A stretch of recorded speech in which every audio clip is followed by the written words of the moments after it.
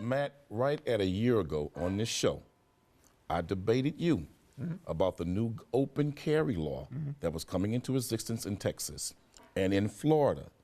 And look what has happened now in Florida. 62-year-old black man, legal gun holder, with his license on him, his open carry firearm on his hip, walking in a Walmart parking lot.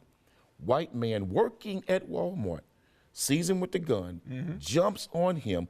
2 other white men get involved and help restrain this man, take his firearm from him, assault him on the ground, and he's yelling, "I'm a legal gun permit holder."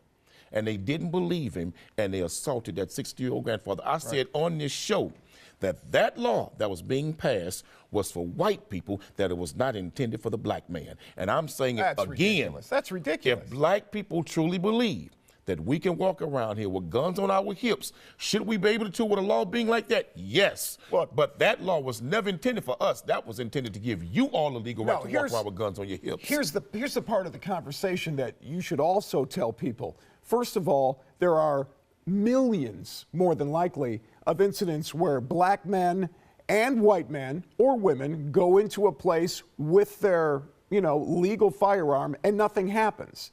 But we don't hear those stories. They choose these ridiculous stories, and I don't know how much of this story is actually true or not true, but let's just say that what you're telling me is true, that whoever, assaulted this guy ought to go to jail or to be charged with that. And those things, unfortunately, happen to black and white. But the problem is we take the black man that went down, and this is wrong. If there were criminals, then those criminals should pay for that. But we turn it into a racist discussion, and that's not what we should be doing. What we should be doing is reminding people that own guns to make sure you walk in and people understand you're where you're supposed to be, especially in Houston now that we have open carry available. And to other people, that if you see it, that you act properly and not try to use it as some ability to call racism. Matt, what I'm saying to you is there's a double standard in America when it comes to black men and black people in particular when it comes to the law. And I'm saying to you, I don't see large numbers of black men and black people walking around with open guns on their hips in the black community since the open carry law has passed since January 1st. They can't if they want. But I'm telling you, Matt,